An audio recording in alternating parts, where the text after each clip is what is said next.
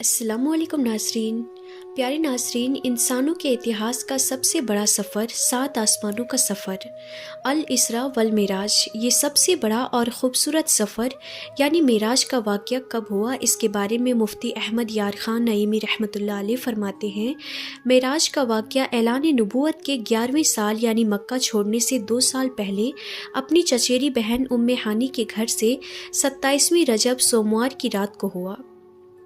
शारह बुखारी हज़रत अल्लामा महमूद ऐनी हनफ़ी रहमतुल्लाह अलैह फरमाते हैं कि नबी करीम सल्लल्लाहु ताला अलैहि वसल्लम हज़रत उम्मे हानी रज़ी अल्लाह ताला अन्हा के घर पर आराम फरमा रहे थे तो अचानक घर की छत खुल गई। फ़रिश्ता अंदर आया और आप सल्लल्लाहु ताला अलैहि वसल्लम को घर से उठाकर मस्जिद हराम लाए, जबकि उस वक्त आप पर नींद का असर था। अल्लाह ताला के हबीब सल्लल्लाहु ताला अलैहि वसल्लम ने इरशाद फरमाया, मैं मस्जिद हराम के हतीम में आराम कर रहा था कि अचानक एक आने वाला मेरे पास आया और मेरी हंसली की हड्डी से लेकर पेट के नीचे तक का हिस्सा चाक कर दिया, यानी फाड़ दिया। मेरा दिल निकाला, फिर सोने का एक बर्तन लाया गया, उसमें मेरा दिल जमजम से धोया गया, फिर उसको हिकमत से भरा गया, फिर उसे दोबारा उसी जगह पर रखा गया। फिर मेरे पास सफ़ेद रंग का एक जानवर लाया गया जो खच्चर से छोटा और गधे से बड़ा था। मैं उस पर सवार हुआ। उस बुर्राक पर सवार होने के बाद बैतुल मुक़द्दस की तरफ आप सल्लल्लाहु ताला अलैहि वसल्लम का सफ़र शुरू हुआ।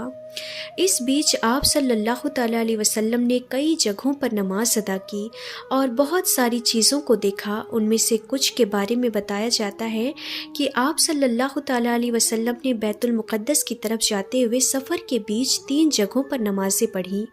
चुनांचे आप सल्लल्लाहु ताला अलैहि वसल्लम इरशाद फरमाते हैं कि सफ़र के दौरान एक जगह पर हज़रत जिब्रील अलैहिस्सलाम ने कहा, उतरिए और नमाज़ पढ़ लीजिए।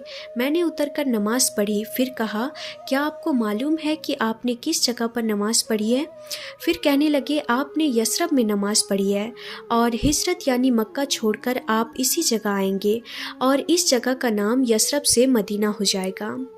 फिर एक और जगह पर कहा कि उतर कर नमाज़ पढ़ लीजिए। मैंने उतर कर नमाज़ पढ़ ली। हज़रत जिब्रील अलैहिस्सलाम ने कहा, मालूम है कि आपने कहाँ नमाज़ पढ़ी है?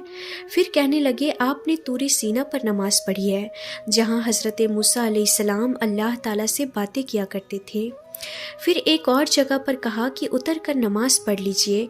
मैंने उतर कर नमाज़ पढ़ी। फिर हज़रत जिब्रील अलैहिस्सलाम ने कहा, मालूम है कि आपने कहाँ नमाज़ पढ़ी है? फिर कहने लगे, आपने बैतुल लहम में नमाज़ पढ़ी है, जहाँ हज़रत ईसा अलैहिस्सलाम की पैदाइश हुई थी। आप सल्लल्लाहु ताला अलैहि वसल्लम ने बैतुल मुक़द्दस की तरफ जाते हुए रास्ते के किनारे एक बूढ़ी औरत देखी तो हज़रत जिब्रील अलैहिस्सलाम से पूछे, ये कौन है? उन्होंने कहा, हुजूर, इसे नज़रअंदाज कीजिए और आगे बढ़िए। आप सल्लल्लाहु ताला अलैहि वसल्लम आगे बढ़ गए।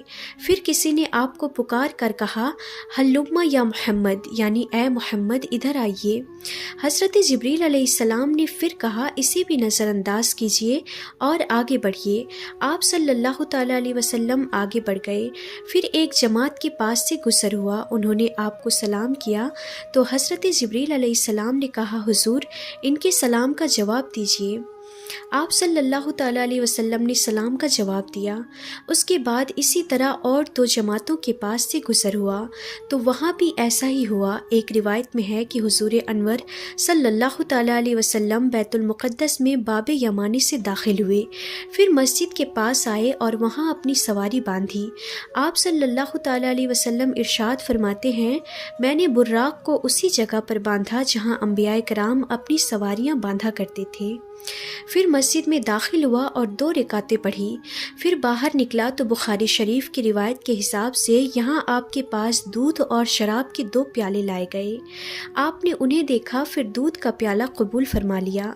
इस पर हज़रत जिब्रील अलैहिस्सलाम कहने लगे, तमाम तारीफ़ें अल्लाह ताला के लिए जिसने आप सल्लल्लाहु ताला अलैहि वसल्लम को सही रास्ता दिखाया। अगर आप सल्लल्लाहु ताला अलैहि वसल्लम शराब का प्याला कबूल फरमाते तो आप सल्लल्लाहु ताला अलैहि वसल्लम की उम्मत गुमराह हो जाती, भटक जाती। آپ صلی اللہ تعالیٰ علیہ وسلم کے بیت المقدس پہنچنے کے بعد حضرت جبریل علیہ السلام نے کہا، وہ بڑھیا جسے آپ نے راستے کے کنارے دیکھا تھا وہ دنیا تھی۔ اس دنیا کی صرف اتنی ہی عمر باقی رہ گئی ہے جتنی اس بڑھیا کی ہے، اور جس نے آپ کو اپنی طرف بلایا تھا وہ اللہ کا دشمن ابلیس تھا۔ وہ چاہتا تھا کہ آپ اس کی طرف دھیان دیں، اور جنہوں نے آپ کو سلام عرض کیا تھا وہ حضرت ابراہیم، حضرت موسیٰ، حضرت عیسیٰ علیہ السلام تھے۔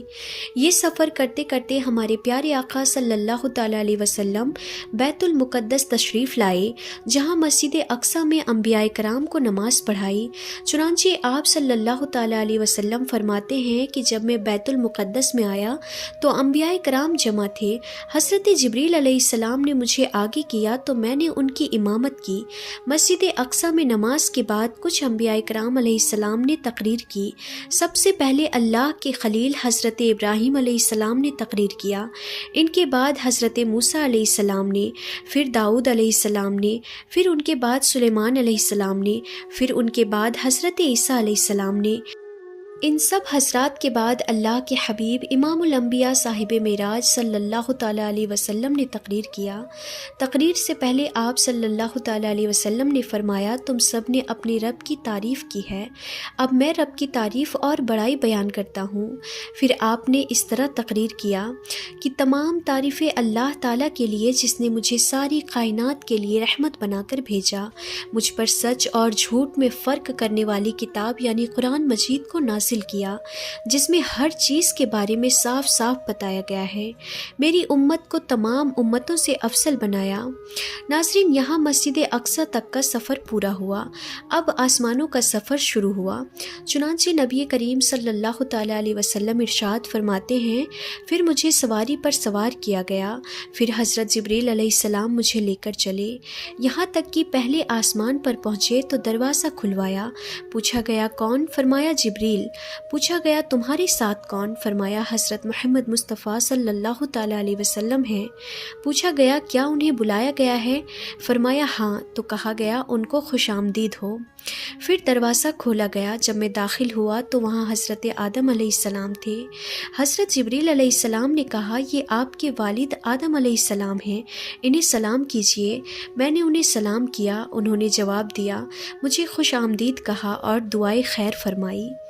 آپ صلی اللہ تعالیٰ علیہ وسلم نے حضرت آدم علیہ السلام کے دائیں اور بائیں کچھ لوگوں کو دیکھا۔ جب آپ اپنے دائیں طرف دیکھتے تو ہنس پڑتے ہیں، اور جب بائیں طرف دیکھتے تو رو پڑتے ہیں۔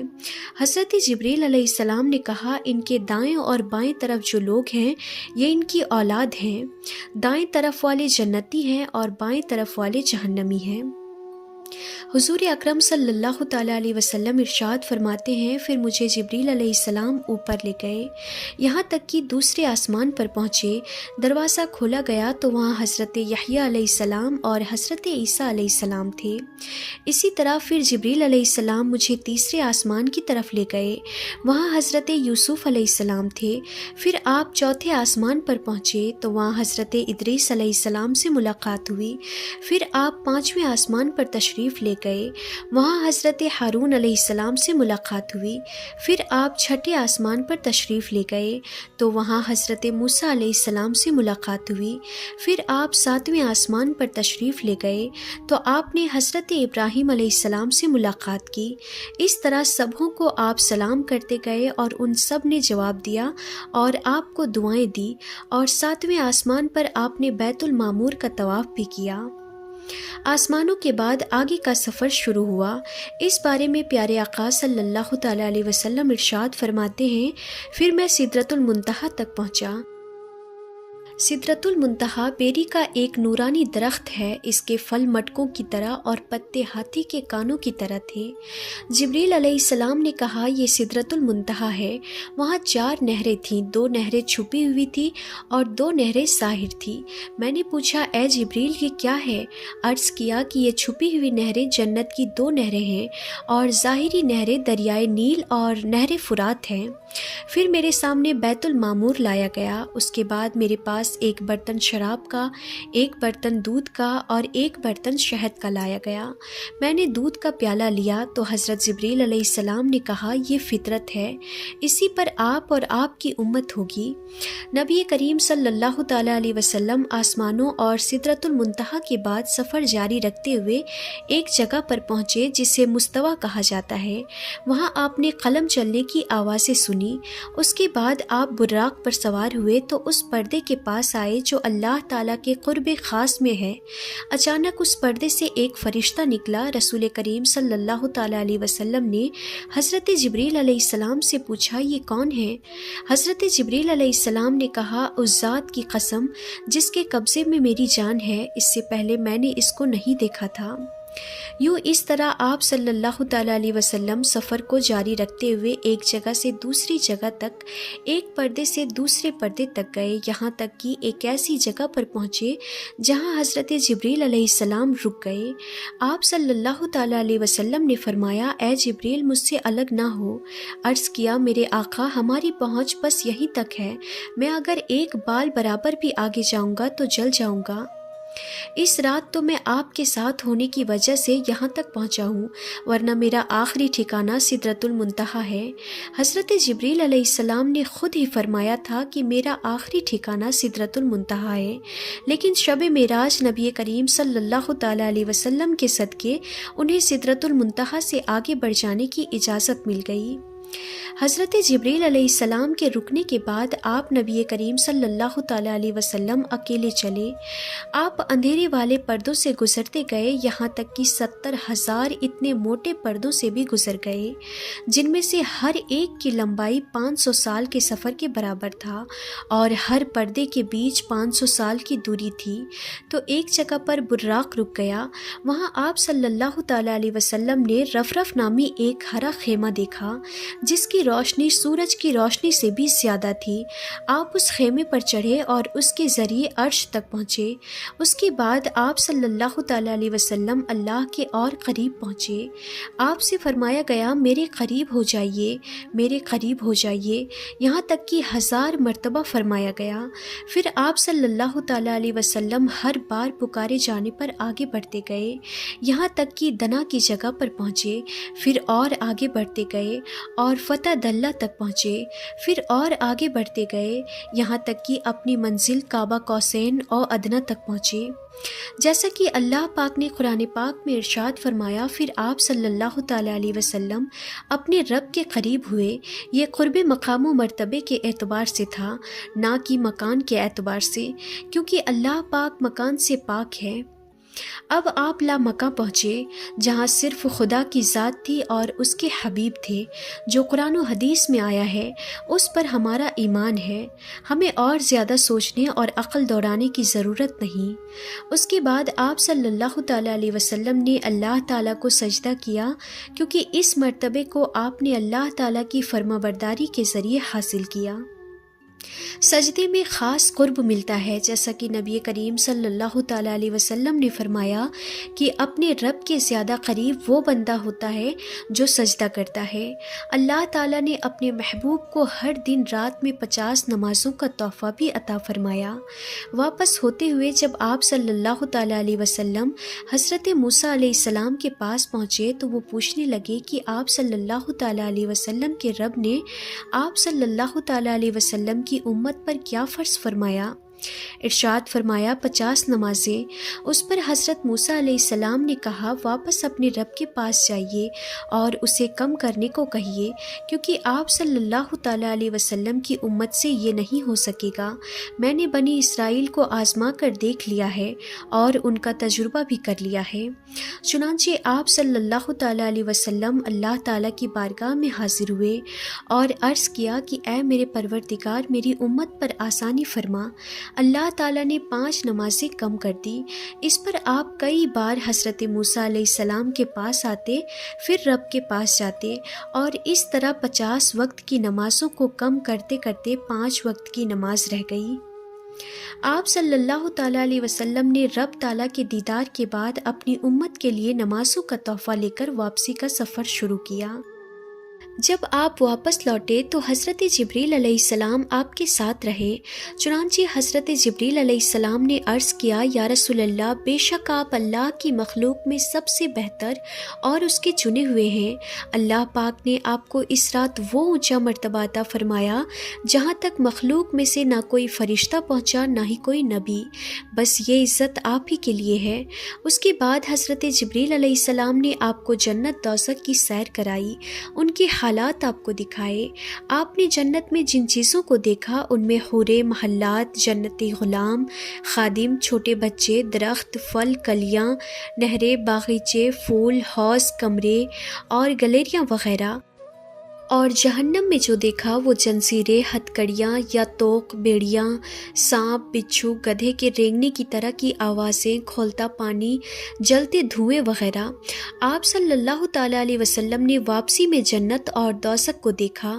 اس کے بعد آسمانوں سے ہوتے ہوئے بیت المقدس، پھر مکہ شریف، حضرت ام ہانی کے گھر تشریف لائے جہاں سے سفر کی شروعات ہوئی تھی۔ چنانچہ ایک روایت میں ہے کہ آپ صلی اللہ تعالیٰ علیہ وسلم بیت المقدس تک آئے اور حضرت جبریل علیہ السلام آپ کے ساتھ تھے۔ پھر آپ وہاں سے مکہ شریف حضرت ام ہانی کے گھر اپنے بستر پر تشریف لائے جبکہ رات کا کچھ حصہ باقی تھا۔ آپ صلی اللہ تعالیٰ علیہ وسلم نے رات گزارنے کے بعد یہ واقعہ لوگوں کو بتانے کا ارادہ کیا۔ چنانچہ ایک روایت میں ہے کہ آپ صلی اللہ تعالیٰ علیہ وسلم نے فرمایا، مجھے اس رات بیت المقدس تک سیر کرائی گئی، پھر وہاں سے آسمانوں کی۔ پھر ابو جہل نے کہا، آپ نے اس ایک رات میں بیت المقدس کا سفر کیا اور مکہ میں ہمارے ساتھ ہی صبح کر رہے، تو آپ نے فرمایا ہاں۔ ابو جہل نے حضور انور صلی اللہ تعالیٰ علیہ وسلم سے پوچھا کہ کیا یہ بات آپ اپنی قوم کو بتائیں گے؟ آپ نے فرمایا ہاں۔ یہ سن کر ابو جہل نے آواز لگائی کہ اے بنی کعب، یہاں آؤ، تو سب لوگ جمع ہوئے۔ پھر نبی کریم صلی اللہ تعالیٰ علیہ وسلم ابو جہل کے پاس بیٹھ گئے۔ ابو جہل نے کہا، جو بات بیان کرنی ہے اپنی قوم سے کرے۔ آپ صلی اللہ تعالیٰ علیہ وسلم نے فرمایا، مجھے اس رات سیر کرائی گئی تھی۔